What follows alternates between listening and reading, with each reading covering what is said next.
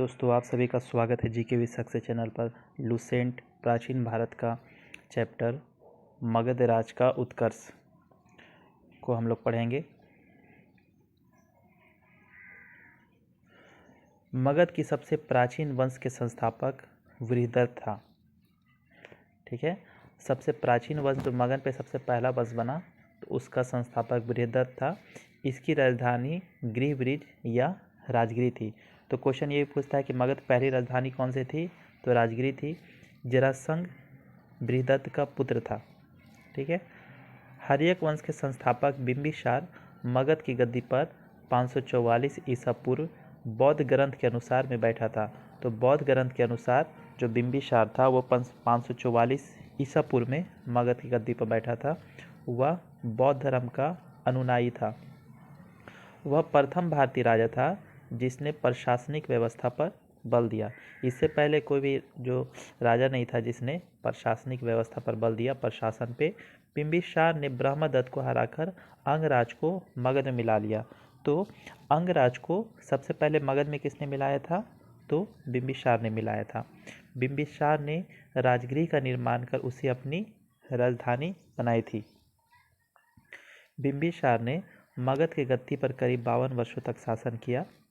महात्मा बुद्ध की सेवा में बिंबिसार ने अपना राजवैद्य जीवक को भेजा था। तो प्रश्न पूछता है कि महात्मा बुद्ध की सेवा में बिंबिसार ने किस राजवैद्य को भेजा था, तो जीवक को भेजा था।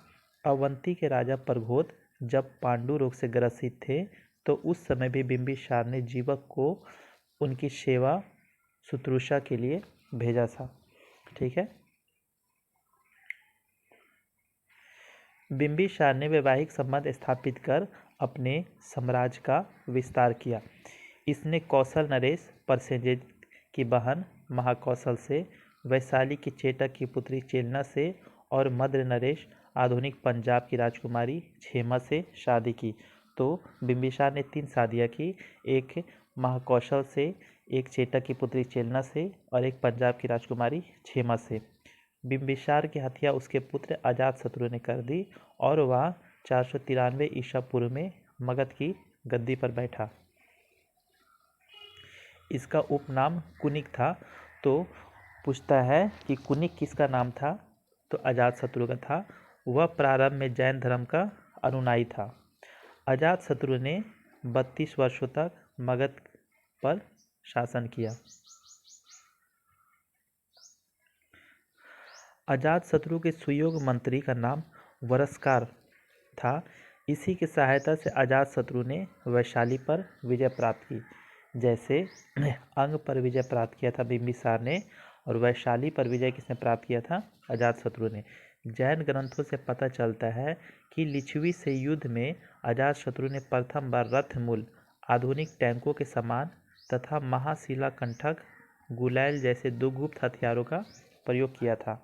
ठीक है, तो रथ मुसल और महाशिला का प्रयोग सबसे पहले अजातशत्रु ने कहा किया था, तो लिच्छवियों से युद्ध में किया था। 461 ईसा पूर्व में अपने पिता की हत्या कर उदयन मगध की गद्दी पर बैठा। उदयन ने पाटलिग्राम की स्थापना की थी। जो पाटलिपुत्र है जिसे पाटलिग्राम कहते थे, उसकी स्थापना किसने किया था, तो उदयन ने किया था। वह जैन धर्म का अनुयायी था।